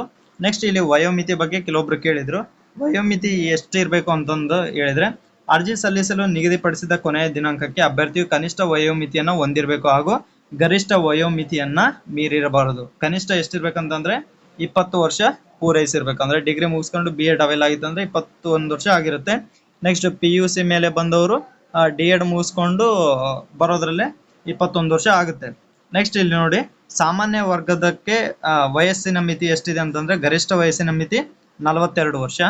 2A 2B 3A 3B ಅವರಿಗೆ 45 ವರ್ಷ. ಪರಿಶಿಷ್ಟ ಜಾತಿ, ಪರಿಶಿಷ್ಟ ಪಂಗಡ, ಪ್ರವರ್ಗ 1 ವಿಕಲಚೇತನ ಅಭ್ಯರ್ಥಿಗಳಿಗೆ 47 ವರ್ಷದವರೆಗೆ ಅವಕಾಶ ಇದೆ. ಇದು ವೆರಿ ವೆರಿ ಇಂಪಾರ್ಟೆಂಟ್. ಅಂದ್ರೆ ಏಜ್ ಇನ್ ಮುಂದೆ ಏಜ್ ರಿಲ್ಯಾಕ್ಸೇಷನ್ ಆಗುತ್ತೋ ಏನೋ ಗೊತ್ತಿಲ್ಲ, ಯಾಕಂದ್ರೆ ನೋಟಿಫಿಕೇಶನ್ 2-3 ಇಯರ್ಸ್ ಆಗಿಲ್ಲ, ಅದು ಮುಂದಿಂದು ಸರ್ಕಾರಕ್ಕೆ ಬಿಟ್ಟಿರೋದು. ಬಟ್ 2022 ಗೆಜೆಟ್ ಪ್ರಕಾರ ಸಾಮಾನ್ಯ ವರ್ಗದವರಿಗೆ 42 ವರ್ಷ ಆಗಿರ್ಬೇಕು. 2A 2B 3A 3B ಅವರಿಗೆ 45 ವರ್ಷ ಆಗಿರ್ಬೇಕು. ಪರಿಶಿಷ್ಟ ಜಾತಿ, ಪರಿಶಿಷ್ಟ ಪಂಗಡ, ಪ್ರವರ್ಗ 1 ವಿಕಲಚೇತನ ಅಭ್ಯರ್ಥಿಗಳಿಗೆ 47 ವರ್ಷಗಳು ಆಗಿರ್ಬೇಕು. ಇದು ಕಡ್ಡಾಯ. ನೆಕ್ಸ್ಟ್ ಪ್ರಮುಖವಾದ ಸೂಚನೆಗಳು. ಈ ಒಂದು ಸೂಚನೆಗಳನ್ನ ನಾವು ಅರ್ಜಿ ಸಲ್ಲಿಸಬೇಕಾದ್ರೆ ಅಥವಾ ಗೆಜೆಟ್ ಬಿಟ್ಟಾಗ ನಾವು ಕ್ಲಿಯರ್ ಆಗಿ ಓದಲಾರ್ದೆ ಕೊನೆಯ ಹಂತದಲ್ಲಿ ಏನಾಗುತ್ತೆ ಅಂದ್ರೆ ವೆರಿಫಿಕೇಶನ್ ಟೈಮಲ್ಲಿ ಅಥವಾ ಅರ್ಜಿ ಸಲ್ಲಿಕೆ ಟೈಮಲ್ಲಿ ಬಹಳಷ್ಟು ಗೊಂದಲಕ್ಕೆ ಒಳಗಾಗ್ತೀವಿ. ಸೊ ಹಂಗಾಗಿ ಅದಕ್ಕೆ ಬಿಫೋರ್ ನಾವು ಪ್ರೀ ಪ್ಲಾನ್ಡ್ ಇತ್ತಂತಂದ್ರೆ ನಾವು ಅರ್ಜಿ ಸಲ್ಲಿಕೆ ಮಾಡಬೇಕಾದ್ರೆ ಯಾವುದೇ ರೀತಿ ತೊಂದರೆ ಆಗಲ್ಲ. ಫಸ್ಟ್ ಏನಿದೆ ನೋಡ್ರಿ, ಅಭ್ಯರ್ಥಿಗಳು ಆನ್ಲೈನ್ ನಲ್ಲಿ ನಿಗದಿತ ನಮೂನೆಯಲ್ಲಿ ಮಾತ್ರ ಅರ್ಜಿ ಸಲ್ಲಿಸಬೇಕು. ಅದು ಓಕೆ, ಅಂದ್ರೆ ಆನ್ಲೈನ್ ನಲ್ಲಿ ಅರ್ಜಿ ಸಲ್ಲಿಸಬೇಕು. ಮತ್ತೆ ನಿಗದಿತ ನಮೂನೆಯಲ್ಲಿ ಸಲ್ಲಿಸದ ಅರ್ಜಿಗಳನ್ನ ಸ್ವೀಕರಿಸಲಾಗುವುದಿಲ್ಲ, ಆಯ್ಕೆಗೆ ಪರಿಗಣಿಸಲಾಗುವುದಿಲ್ಲ. ಅದು ಓಕೆ. ನೆಕ್ಸ್ಟ್ ಅಭ್ಯರ್ಥಿಗಳು ಪ್ರವೇಶ ಪತ್ರವನ್ನ ಆನ್ಲೈನ್ ಮೂಲಕ ಪಡೆಯತಕ್ಕದ್ದು. ಓಕೆ, ಇಲ್ಲಿ ಇಂಪಾರ್ಟೆಂಟ್ ಏನಿದೆ ಅಂತಂದ್ರೆ ಅಭ್ಯರ್ಥಿಗಳು ಸ್ಪರ್ಧಾತ್ಮಕ ಪರೀಕ್ಷೆಯಲ್ಲಿ ಹಾಜರಾದ ಮಾತ್ರಕ್ಕೆ ಅಭ್ಯರ್ಥಿ ಆಯ್ಕೆಗೆ ಅರ್ಹತೆ ಪಡೆಯುವುದಿಲ್ಲ. ಇದರ ಜೊತೆಗೆ ಆಯಾ ಹುದ್ದೆಗೆ ನಿಗದಿಪಡಿಸಿರುವ ವಿದ್ಯಾರ್ಹತೆ ಮತ್ತು ವಯೋಮಿತಿಯನ್ನ ಹೊಂದಿರತಕ್ಕದ್ದು. ಅಂದ್ರೆ ನಮ್ಮ ಸೋಷಿಯಲ್ ಸೈನ್ಸ್ ಟೀಚರ್ಗೆ ಏನು ಕ್ವಾಲಿಫಿಕೇಶನ್ ಬೇಕು ಅದು ಸಪ್ರೇಟ್ ಇದೆ, ಜೀವ ವಿಜ್ಞಾನಕ್ಕೆ ಏನ್ ಬೇಕು ಅದು ಸಪ್ರೇಟ್ ಇದೆ, DEDಗೆ ಅಂದ್ರೆ PhD ಗೆ ಏನ್ ಬೇಕು ನೇಮಕಾತಿಗೆ ಅದು ಸಪ್ರೇಟ್ ಇದೆ. ಸೊ ಈ ತರ ಪ್ರತಿ ಸಬ್ಜೆಕ್ಟ್ಗೂ ಅದು ತನ್ನದೇ ಆದಂತಹ ಒಂದಿಷ್ಟು ಕ್ವಾಲಿಫಿಕೇಶನ್ ಅನ್ನ ಕೇಳುತ್ತೆ. ಅದ್ರ ಬಗ್ಗೆ ನೋಟಿಫಿಕೇಶನ್ ಆದಾಗ ಗೊತ್ತಾಗುತ್ತೆ. ಈ ಒಂದು ನೋಟಿಫಿಕೇಶನ್ ಬಗ್ಗೆ ಇನ್ನೂ ಡೆಪ್ತ್ ಆಗಿ ನೆಕ್ಸ್ಟ್ ವಿಡಿಯೋದಲ್ಲಿ ಹೇಳ್ತಾ ಹೋಗ್ತೀನಿ. ಇಲ್ಲಿ ನೋಡ್ರಿ, ನೆಕ್ಸ್ಟ್ 6ನೇ ಪಾಯಿಂಟ್ ಇಲ್ಲಿ ನೋಡ್ರಿ, ಅಭ್ಯರ್ಥಿಗಳು ಸಂಬಂಧಪಟ್ಟ ಎಲ್ಲಾ ಪ್ರಮಾಣ ಪತ್ರಗಳನ್ನ ಅರ್ಜಿ ಸಲ್ಲಿಸುವ ಕೊನೆಯ ದಿನಾಂಕದ ಒಳಗೆ ಪಡೆದಿರಬೇಕು. ಅಂದ್ರೆ ನಾವ್ ಏನೇ ಡಾಕ್ಯುಮೆಂಟ್ಸ್ ತೆಗಿಲಿ, ಕನ್ನಡ ಮಾಧ್ಯಮ, ಗ್ರಾಮೀಣ ಮಾಧ್ಯಮ, ಯೋಜನಾ ನಿರಾಶ್ರಿತ, ಯಾವುದೇ ಸರ್ಟಿಫಿಕೇಟ್ ಇರ್ಲಿ, ಅವೆಲ್ಲವೂ ಕೂಡ ಏನಾಗಿರ್ಬೇಕು, ಅರ್ಜಿ ಸಲ್ಲಿಸುವ ಕೊನೆಯ ದಿನಾಂಕದ ಒಳಗೆಯೇ ಪಡೆದಿರಬೇಕು. ಓಕೆನಾ. ನೆಕ್ಸ್ಟ್, ತಾತ್ಕಾಲಿಕ ಪರಿಶೀಲನಾ ಪಟ್ಟಿಗೆ ಪರಿಗಣಿಸಲ್ಪಟ್ಟ ಅಭ್ಯರ್ಥಿಗಳು ತಮ್ಮ ಎಲ್ಲಾ ಪ್ರಮಾಣ ಪತ್ರಗಳ ಮೂಲ ಪ್ರತಿಗಳನ್ನ ನೇಮಕಾತಿ ಪ್ರಾಧಿಕಾರಕ್ಕೆ ಪರಿಶೀಲನೆಗಾಗಿ ನಿಗದಿತ ದಿನಾಂಕದೊಳಗೆ ಸಲ್ಲಿಸಬೇಕಂದ್ರೆ 1:2 ವೆರಿಫಿಕೇಶನ್ ಅಲ್ಲಿ ಎಲ್ಲಾ ಅಂಶಗಳನ್ನ ಇವೆಲ್ಲ ಡಾಕ್ಯುಮೆಂಟ್ಸ್ ಅನ್ನು ನಾವು ಸಲ್ಲಿಸಬೇಕಾಗುತ್ತೆ. ಅದರ ಜೊತೆಗೆ 8ನೇ ಪಾಯಿಂಟ್ ಇಲ್ಲಿ ನೋಡ್ರಿ, ಪರಿಶೀಲನೆ ಸಮಯದಲ್ಲಿ ಸುಳ್ಳು ದಾಖಲೆ ಅಥವಾ ಸುಳ್ಳು ಮಾಹಿತಿ ನೀಡಿರುವುದು ಕಂಡು ಬಂದಲ್ಲಿ ಅಂತಹ ಅಭ್ಯರ್ಥಿಗಳು ಆಯ್ಕೆಯಾಗುವ ಅವಕಾಶವನ್ನ ಕಳೆದುಕೊಳ್ಳುತ್ತಾರೆ. ಆಲ್ಮೋಸ್ಟ್ ಯಾರು ಕೂಡ ಫೇಕ್ ಡಾಕ್ಯುಮೆಂಟ್ಸ್ ನ ಸಬ್ಮಿಷನ್ ಮಾಡಲ್ಲ, ಯಾಕಂದ್ರೆ PSI ಅದು ಇದು ಕೆಲವೊಂದು ಅಕ್ರಮಗಳನ್ನ ನಾವು ನೋಡಿದಿವಲ್ಲ. ಸೊ ಆಲ್ಮೋಸ್ಟ್ ಯಾರು ಕೂಡ ಆ ರೀತಿ ಹೋಗಲ್ಲ ಅನ್ನೋದು ನಮ್ಮ ಒಂದು ಅಭಿಪ್ರಾಯ. ಅದ್ರ ಬಗ್ಗೆ ಜಾಸ್ತಿ ಚರ್ಚೆ ಮಾಡಲ್ಲ. ನೆಕ್ಸ್ಟ್ ಮುಂದಿನ ಅಂಶಗಳನ್ನ ನಾವು ನೋಡೋಣ. ಇಲ್ಲಿ 9ನೇ ಅಂಶ, ಆಯ್ಕೆ ಪಟ್ಟಿಯಲ್ಲಿ ಸೇರ್ಪಡೆಯಾದ ಮಾತ್ರಕ್ಕೆ ಅಭ್ಯರ್ಥಿಗಳ ನೇಮಕಾತಿಗೆ ಹಕ್ಕನ್ನ ಪಡೆದುಕೊಳ್ಳುವುದಿಲ್ಲ. ಅಂದ್ರೆ ಒಂದ್ ವೇಳೆ 1:2 ಲಿಸ್ಟ್ ಅಲ್ಲಿ ಬಂದ ಮಾತ್ರಕ್ಕೆ ನಾವು ನೇಮಕಾತಿ ಆಗಿದೀವ ಅಂತ ಹಕ್ಕನ್ನ ಪಡೆದುಕೊಳ್ಳುವುದಿಲ್ಲ. ಈ ನೇಮಕಾತಿಯು ಸರ್ಕಾರವು ಕಾಲ ಕಾಲಕ್ಕೆ ಹೊರಡಿಸುವ ಆದೇಶಗಳು ಮತ್ತು ತಿದ್ದುಪಡಿಗಳಿಗೆ ಒಳಪಟ್ಟಿರುತ್ತದೆ. ಈ ಸೆಂಟೆನ್ಸ್ ಬಹಳ ಇಂಪಾರ್ಟೆಂಟ್. ಅಂದ್ರೆ ಸೊ ಒಂದ್ಸಲ ಗೆಜೆಟ್ ಆದ್ಮೇಲೆ ಅದನ್ನ ಇಗ್ನೋರ್ ಮಾಡಕ್ ಆಗಲ್ಲ ಅಂತಂದು ನಾವು ನಮ್ಮಲ್ಲಿ ಅನ್ಕೊಂಡಿರ್ತೀವಿ. ಬಟ್ ಸರ್ಕಾರ ಈ ಒಂದು ಅಂಶವನ್ನ ಸೇರ್ಪಡೆ ಮಾಡಿರುತ್ತೆ. ಅಂದ್ರೆ ಒಂದ್ ವೇಳೆ ಗೆಜೆಟ್ ಆದ್ಮೇಲೆ ಪ್ರೊಸೆಸ್ ನಡಿಬೇಕಾದ್ರೂ ಕೂಡ ಆ ಒಂದು ಅಧಿಸೂಚನೆಯಲ್ಲಿ ಕೆಲವೊಂದಿಷ್ಟು ಬದಲಾವಣೆಗಳನ್ನ ಸರ್ಕಾರ ಮಾಡಬಹುದು ಅನ್ನೋದಕ್ಕೆ ಈ ಒಂದು ಅಂಶವನ್ನ ಅಲ್ಲಿ ಸೇರಿಸಿರ್ತಾರೆ. ಇದು ನಾವು ಗಮನದಲ್ಲಿ ಇಟ್ಕೊಂಡಿರ್ಬೇಕು. ಅಂದ್ರೆ ಸರ್ಕಾರ ಈ ತರ ಅಂಶಗಳನ್ನ ಸೇರಿಸ್ತಾ ಅನ್ನೋ ಒಂದು ಕಾರಣಕ್ಕೆ ನಾವು ನಮ್ಮ ಒಂದು ಕೇರ್ಫುಲ್ ಅಲ್ಲಿ ನಾವ್ ಇರ್ಬೇಕು. ಅಂದ್ರೆ ಎಲಿಜಿಬಿಲಿಟಿ ಆಗಿರ್ಬೋದು, ಕ್ವಾಲಿಫಿಕೇಶನ್ ಆಗಿರ್ಬೋದು, ಡಾಕ್ಯುಮೆಂಟ್ಸ್ ಎಲ್ಲ ನಾವು ಕರೆಕ್ಟ್ ಆಗಿ ಇಟ್ಕೊಂಡಿದ್ರೆ ನಮ್ಗೆ ಯಾವ ಭಯ ಇರಲ್ಲ. ಎಂತ ಒಂದು ಬದಲಾವಣೆ ಆದ್ರೂ ಕೂಡ ನಮ್ಗೆ ಯಾವುದೇ ರೀತಿ ಬದಲಾವಣೆ ಇರಲ್ಲ. ನೆಕ್ಸ್ಟ್, ಯಾವುದೇ ಹಂತದಲ್ಲಿ 11ನೇ ಪಾಯಿಂಟ್, ಯಾವುದೇ ಹಂತದಲ್ಲಿ ತಪ್ಪು ಮಾಹಿತಿ ಆಧಾರದ ಮೇಲೆ ಆಯ್ಕೆಯಾದ ಅಥವಾ ಅರ್ಹತೆಯ ಕಾರಣಗಳಿಗೆ ಅಭ್ಯರ್ಥಿ ಹೆಸರನ್ನು ಪಟ್ಟಿಯಿಂದ ಕೈಬಿಡುವ ಅಥವಾ ನೇಮಕಾತಿ ಆದೇಶವನ್ನು ರದ್ದುಗೊಳಿಸುವ ಅಧಿಕಾರವನ್ನ ನೇಮಕಾತಿ ಪ್ರಾಧಿಕಾರವು ಕಾಯ್ದಿರಿಸಿಕೊಂಡಿದೆ. ಅಂದ್ರೆ ಯಾವುದೇ ಹಂತದಲ್ಲಿ ಒಬ್ಬ ಅಭ್ಯರ್ಥಿಯ ವಿರುದ್ಧ ಏನೇ ದೋಷಗಳು ಕಂಡು ಬಂದ್ರೆ ಅವಾಗ ಆ ಒಂದು ವ್ಯಕ್ತಿಯ ಹೆಸರನ್ನ ಆಯ್ಕೆ ಪಟ್ಟಿಯಿಂದ ಕೈ ಬಿಡಬಹುದು ಅಥವಾ ನೇಮಕಾತಿ ಆದೇಶವನ್ನು ಕೂಡ ರದ್ದು ಮಾಡುವ ಅಧಿಕಾರವನ್ನ ನೇಮಕಾತಿ ಪ್ರಾಧಿಕಾರ ಹೊಂದಿರುತ್ತದೆ. ನೆಕ್ಸ್ಟ್, ಇಲ್ಲಿ ವೆರಿ ಇಂಪಾರ್ಟೆಂಟ್, ಇಲ್ಲಿ ಯಾಕಂದ್ರೆ ಅವರೆಲ್ಲ ಜವಾಬ್ದಾರಿ ನಮ್ಮ ಮೇಲೆ ಕೊಟ್ಬಿಡ್ತಾರೆ. ಅಭ್ಯರ್ಥಿಗಳು ಅವರ ಅರ್ಜಿಗಳಲ್ಲಿ ಭರ್ತಿ ಮಾಡಿರುವ ಮಾಹಿತಿಗಳ ಆಧಾರದ ಮೇಲೆ ಅವರಿಗೆ ಸ್ಪರ್ಧಾತ್ಮಕ ಪರೀಕ್ಷೆ ಬರೆಯಲು ಪ್ರವೇಶ ಪತ್ರಗಳನ್ನ ನೀಡಲಾಗುತ್ತೆ. ಓಕೆ, ಆದ್ದರಿಂದ ನಿಗದಿಪಡಿಸಿರುವ ವಯೋಮಿತಿ, ವಿದ್ಯಾರ್ಹತೆ, ಅಂಕಗಳ ಮಾಹಿತಿ, ಮೀಸಲಾತಿ ಇತ್ಯಾದಿಗಳಿಗೆ ಅನುಗುಣವಾಗಿ ಅರ್ಜಿಯಲ್ಲಿ ಸರಿಯಾದ ಮಾಹಿತಿ ನೀಡುವುದು ಅಭ್ಯರ್ಥಿಗಳ ಜವಾಬ್ದಾರಿಯಾಗಿರುತ್ತದೆ. ಅಂದ್ರೆ ನಾವು ಮಾರ್ಕ್ಸ್ ನ ಡಿವೈಡ್ ಮಾಡಿಕೊಂಡು, ಪರ್ಸೆಂಟೇಜ್ ನ ಡಿವೈಡ್ ಮಾಡ್ಕೊಂಡು ನಾವು ಹೇಳ್ಬೇಕಾಗಿರೋದು ಜವಾಬ್ದಾರಿ ನಮ್ದು. ಯಾಕಂದ್ರೆ ಅಂಕಗಳ ನಮ್ದು, ಅರ್ಜಿ ಸಲ್ಲಿಸೋರು ನಾವು. ಸೊ ಕೇರ್ಫುಲ್ ಆಗಿ ಪರ್ಸೆಂಟೇಜ್ ಯಾವ್ರೇಜ್ ನ ಡಿವೈಡ್ ಮಾಡ್ಕೊಂಡು ನಾವು ನೀಟಾಗಿ, ಅಂದ್ರೆ ಅಗ್ರಿಗೇಟ್ ಏನ್ ತೆಗಿತೀವಲ್ಲ ಅದನ್ನೆಲ್ಲ ನೀಟಾಗಿ ತೆಗೆದು ನಾವು ಸಬ್ಮಿಷನ್ ಮಾಡ್ಬೇಕಾಗುತ್ತೆ. ಯಾಕಂದ್ರೆ ಅಲ್ಲಿ ಅಪ್ಲಿಕೇಶನ್ ಹಾಕೋ ಟೈಮಲ್ಲಿ ಪ್ರತಿ ಒಂದು ಕೋರ್ಸ್ ನ ಟೋಟಲ್ ಮಾರ್ಕ್ಸ್ ಮತ್ತೆ ಅಗ್ರಿಗೇಟ್ ಕೇಳ್ತಾ ಹೋಗುತ್ತೆ. ಸೊ ಹಾಗಾಗಿ ಆ ಅಗ್ರಿಗೇಟ್ ನ ಡಿವೈಡ್ ಮಾಡ್ಕೊಂಡು ನೀಟಾಗಿ ಬರ್ಕೊಳ್ಳೋದು ನಮ್ ಜವಾಬ್ದಾರಿ ಆಗಿರುತ್ತೆ. ನೆಕ್ಸ್ಟ್, ಪೂರ್ಣ ಮಾಹಿತಿ ನೀಡದ ಅಥವಾ ತಪ್ಪು ಮಾಹಿತಿ ನೀಡಿದ ಸಂದರ್ಭಗಳಲ್ಲಿ ಮುಂದಿನ ಆಗು ಹೋಗುಗಳಿಗೆ ಅಭ್ಯರ್ಥಿಗಳೇ ಜವಾಬ್ದಾರರು. ಯಾಕೆ ಈ ಅಂಶನ ಹೇಳ್ತಾರಂತಂದ್ರೆ, ಅಲ್ಲಿ ಅರ್ಜಿ ಸಲ್ಲಿಸಿದವರು ನಾವೇ, ಸರ್ಕಾರ ಅರ್ಜಿ ಸಲ್ಲಿಸಿಲ್ಲ, ನಾವೇ ಅರ್ಜಿ ಸಲ್ಲಿಸಿರೋದ್ರಿಂದ ನಮ್ಮ ಅರ್ಜಿಗಳಿಗೆ ನಾವೇ ಜವಾಬ್ದಾರರಾಗಿರ್ತೀವಿ. ಸೊ ಹಂಗಾಗಿ ಅರ್ಜಿ ಸಲ್ಲಿಸುವ ಮುನ್ನ ನಾವು ಬಹಳಷ್ಟು ಎಚ್ಚರಿಕೆಯಿಂದ ಅರ್ಜಿ ಸಲ್ಲಿಸಿದ್ರೆ ಯಾವುದೇ ಗೊಂದಲಕ್ಕೆ ಕಾರಣ ಆಗೋದಿಲ್ಲ. ಸೊ ಹಾಗಾಗಿ ಅರ್ಜಿ ಸಲ್ಲಿಸುವಾಗ ನಾವು ಬಹಳಷ್ಟು ಕೇರ್ಫುಲ್ ಆಗಿ ಇರಬೇಕಾಗುತ್ತೆ. ನೆಕ್ಸ್ಟ್, ಇಲ್ಲಿ ಬಹಳಷ್ಟು ಇಂಪಾರ್ಟೆಂಟ್, ಇಲ್ಲಿ ಡೇಟ್ ಆಫ್ ಬರ್ತ್ ಅದೇನಾದ್ರೂ ಬದಲಾವಣೆ ಆದ್ರೆ ಏನ್ ಮಾಡೋದು ಅಂದ್ರೆ ನೋಡ್ರಿ, ಅರ್ಜಿ ಸಲ್ಲಿಸುವ ಸಂದರ್ಭದಲ್ಲಿ ಅಭ್ಯರ್ಥಿಯು ಅರ್ಜಿಯಲ್ಲಿ ನಮೂದಿಸುವ ಮೀಸಲಾತಿ, ಅಂದ್ರೆ ಫಾರ್ ಎಕ್ಸಾಂಪಲ್ ಪರಿಶಿಷ್ಟ ಜಾತಿ, ಪರಿಶಿಷ್ಟ ಪಂಗಡ ಮತ್ತೆ ಪ್ರವರ್ಗ ಒಂದಾಗಿರ್ಬಹುದು, ಅಥವಾ ಬೇರೆ ಬೇರೆ ಕನ್ನಡ ಮಾಧ್ಯಮ ಮೀಸಲಾತಿ, ಗ್ರಾಮೀಣ ಮಾಧ್ಯಮ ಮೀಸಲಾತಿ, ನಾವ್ ಏನೆಲ್ಲ ಮೀಸಲಾತಿಯನ್ನ ಪಡ್ಕೊಂತೀವಲ್ಲ ಆ ಮೀಸಲಾತಿಗೆ ಸಂಬಂಧಿಸಿದಂತೆ ಜನ್ಮ ದಿನಾಂಕ, ವಿದ್ಯಾರ್ಹತೆ ಹಾಗೂ ವಯೋಮಿತಿ ಸಡಿಲಿಕೆ ಇತ್ಯಾದಿಗಳಿಗೆ ಸಂಬಂಧಿಸಿದ ವಿವರಗಳನ್ನು ಮಾತ್ರ ಗಣನೆಗೆ ತೆಗೆದುಕೊಳ್ಳಲಾಗುವುದು. ಈ ಬಗ್ಗೆ ಅನಂತರದಲ್ಲಿ ಬದಲಾವಣೆ ಕುರಿತಂತೆ ಸಲ್ಲಿಸುವ ಯಾವುದೇ ಮನವಿ ಪತ್ರಗಳನ್ನ ಪುರಸ್ಕರಿಸಲಾಗುವುದಿಲ್ಲ. ಅಂದ್ರೆ ಈ ಮೇಲಿನ ಅಂಶಗಳು ಏನಿದಾವಲ್ಲ, ಅಂದ್ರೆ ರಿಸರ್ವೇಶನ್ ಮೀಸಲಾತಿ ಆಗಿರ್ಬೋದು, ಜನ್ಮ ದಿನಾಂಕ, ವಿದ್ಯಾರ್ಹತೆ ಮತ್ತು ವಯೋಮಿತಿ ಸಡಲಿಕೆ, ಈ ಅಂಶಗಳಿಗೆ ಸಂಬಂಧಿಸಿದಂತೆ ನಾವು ಒಂದ್ಸಲ ಆನ್ಲೈನ್ ನಲ್ಲಿ ಅಪ್ಲಿಕೇಶನ್ ಹಾಕಿದ ಮೇಲೆ ನೆಕ್ಸ್ಟ್ ಬದಲಾವಣೆ ಮಾಡ್ಲಿಕ್ಕೆ ಅವಕಾಶ ಇರುವುದಿಲ್ಲ ಅಂತಂದು ಸರ್ಕಾರ ಆಲ್ರೆಡಿ ಗೆಜೆಟ್ ಅಲ್ಲಿ ಹೇಳಿರುತ್ತೆ. ಸೊ ಹಾಗಾಗಿ ನಾವು ಅರ್ಜಿ ಸಲ್ಲಿಸುವ ಮುನ್ನ ಬಹಳಷ್ಟು ಕೇರ್ಫುಲ್ ಆಗಿ ನಾವು ಅರ್ಜಿಯನ್ನ ಸಲ್ಲಿಸಬೇಕಾಗುತ್ತೆ. ಸೊ ಅಂದ್ರೆ ಆಮೇಲೆ ಬದಲಾವಣೆ ಮಾಡ್ಲಿಕ್ಕೆ ಅವಕಾಶ ಇರಲ್ಲ. ನೆಕ್ಸ್ಟ್, ಇನ್ನು ಕೆಲವೊಂದು ಅಂಶಗಳು ಇಲ್ಲಿ 13ನೇ ಪಾಯಿಂಟ್ ನೋಡಿದ್ವಿ, ಅಲ್ಲಿ ನೆಕ್ಸ್ಟ್ ಬೇರೆ ಬೇರೆ ಪಾಯಿಂಟ್ಸ್ ಇದ್ವು, ಅದು ಅವಶ್ಯಕತೆ ಇಲ್ಲ ಅಂತಂದು ಬೇಸಿಕ್ ಪಾಯಿಂಟ್ಸ್ ಅಷ್ಟೇ ನಾವು ನೋಡ್ತಾ ಹೋಗೋಣ. ನೆಕ್ಸ್ಟ್ ಇಲ್ಲಿ ಇಂಪಾರ್ಟೆಂಟ್ ಪಾಯಿಂಟ್ಸ್ ನೋಡ್ತಾ ಹೋಗೋಣ. 18ನೇದು, ಅರ್ಜಿ ಸಲ್ಲಿಸುವಾಗ ಅಭ್ಯರ್ಥಿಗಳು ತಮ್ಮ ಆಧಾರ್ ಕಾರ್ಡ್ ಸಂಖ್ಯೆಯನ್ನು ನಮೂದಿಸುವುದು ಕಡ್ಡಾಯವಾಗಿರುತ್ತದೆ. ನಾನು ಬಿಫೋರ್ ಅವಾಗಲೇ ಹೇಳಿದ್ದೆ ಆಧಾರ್ ಯಾಕೆ ಬಹಳಷ್ಟು ಇಂಪಾರ್ಟೆಂಟ್ ಅಂತಂದು ಹೇಳಿದ್ದೆ, ಇವಾಗ ಗೊತ್ತಾಗುತ್ತೆ ನೋಡ್ರಿ. ಅಂತಿಮ ಪಟ್ಟಿಯಲ್ಲಿ ಆಯ್ಕೆಯಾದ ಅಭ್ಯರ್ಥಿಗಳ ಆಧಾರ್ ನೋಂದಣಿಯ ನೈಜತೆಯನ್ನ ಪರಿಶೀಲಿಸಿ ಅಭ್ಯರ್ಥಿಯ ಗುರುತಿಸುವಿಕೆಯನ್ನ ಖಾತರಿಪಡಿಸಿಕೊಳ್ಳಲಾಗುವುದು. ಅಂದ್ರೆ ಆಧಾರ್ ವೆರಿಫಿಕೇಶನ್ ಅಲ್ಲಿ ಆಗ್ತಾ ಹೋಗುತ್ತೆ. ಸೊ ಹಾಗಾಗಿ ನಮ್ಮ ಒಂದು ಸೇಫ್ಟಿಗೋಸ್ಕರ ನೋಡ್ರಿ, ಅದೇನ್ ದೊಡ್ಡ ಮ್ಯಾಟರ್ ಆಗಲ್ಲ ಅಂತಂದು ಅನ್ಸ್ಬಹುದು ನಿಮ್ಗೆಲ್ಲ, ಬಟ್ ನಮ್ಮ ಒಂದು ಸೇಫ್ಟಿಗೋಸ್ಕರ ಇಲ್ಲಿ ನೋಡ್ರಿ, ನಾವು ನೆಮ್ಮದಿಯಾಗಿ ಓದ್ಬೇಕು ಅಂತಂದ್ರೆ ಬಿಫೋರ್ ನಮ್ ಡಾಕ್ಯುಮೆಂಟ್ಸ್ ಕ್ಲಿಯರ್ ಆಗಿ ಇಟ್ಕೊಳ್ಳೋದು. ಅಂದ್ರೆ ಸರ್ ಒಂದ್ ವೇಳೆ ಹೆಸರು ಚೇಂಜ್ ಇತ್ತು, ಒಂದ್ ವೇಳೆ ಫೋನ್ ನಂಬರ್ ಚೇಂಜ್ ಇತ್ತು, ಅಥವಾ ಡೇಟ್ ಆಫ್ ಬರ್ತ್ ಚೇಂಜ್ ಇತ್ತು, ಅವೆಲ್ಲ ಮುಂದೆ ಪ್ರಾಬ್ಲಮ್ ಆಗುತ್ತೋ ಇಲ್ಲೋ ಗೊತ್ತಿಲ್ಲ. ಬಟ್ ಬಿಫೋರ್ ನಾವು ಅದನ್ನ ಕ್ಲಿಯರ್ ಆಗಿ ಇಟ್ಕೊಂಡ್ರೆ ನಾವು ಒಂದು ಸಮಸ್ಯೆಯಿಂದ ದೂರ ಸರಿಬಹುದು. ನನ್ನ ಒಂದು ಅಭಿಪ್ರಾಯ ಏನಂತಂದ್ರೆ ರಿಸ್ಕ್ ತಗೋಬಾರ್ದು. ಇವಾಗ ಓದೋದ್ರಲ್ಲಿ ರಿಸ್ಕ್ ತಗೊಂಡು ಅದೇ ಟೆನ್ಷನ್ ಬಹಳಷ್ಟು ಇರುತ್ತೆ, ಅದ್ರ ಜೊತೆಗೆ ಈ ಒಂದು ಭಾರವನ್ನು ಹೊತ್ಕೊಂಡು ನಾವು ಓದೋದು ಬಹಳ ಕಷ್ಟ. ಸೊ ಹಾಗಾಗಿ ಇವಾಗ ನೋಟಿಫಿಕೇಶನ್ ಇನ್ನೂ ಟೈಮ್ ಇದೆಯಲ್ಲ, ಇವಾಗ ಏನೆಲ್ಲ ಡಾಕ್ಯುಮೆಂಟ್ಸ್ ಪೆಂಡಿಂಗ್ ಇದಾವೆ, ಏನೆಲ್ಲ ಕರೆಕ್ಷನ್ಸ್ ಇದಾವೆ, ಅವುಗಳನ್ನೆಲ್ಲ ನೀವು ಬದಲಾವಣೆ ಮಾಡಿಕೊಂಡು ನೀವು ಅರ್ಜಿ ಸಲ್ಲಿಸುವ ಮೊದಲೇ ನೀವು ರೆಡಿ ಆಗಿದ್ರೆ ಆ ಅರ್ಜಿ ಸಲ್ಲಿಸುವ ಸಮಯದಲ್ಲಿ ಅರ್ಜಿ ಸಲ್ಲಿಸಿ ನಾವೇನ್ ಮಾಡ್ಬೋದು, ಇರೋ ಎಲ್ಲಾ ಸಮಯವನ್ನ ಒಂದು ಪ್ರಶಾಂತವಾಗಿ ನಾವು ಓದೋದ್ರ ಕಡೆ ಗಮನವನ್ನ ಕೊಡ್ಬೋದು. ಸೊ ಹಾಗಾಗಿ ಡಾಕ್ಯುಮೆಂಟ್ಸ್ ನ ನೀವು ಕ್ಲಿಯರ್ ಆಗಿ ಇಟ್ಕೊಳ್ಳೋದು ನಿಮ್ಮ ಜವಾಬ್ದಾರಿ ಆಗಿರುತ್ತೆ.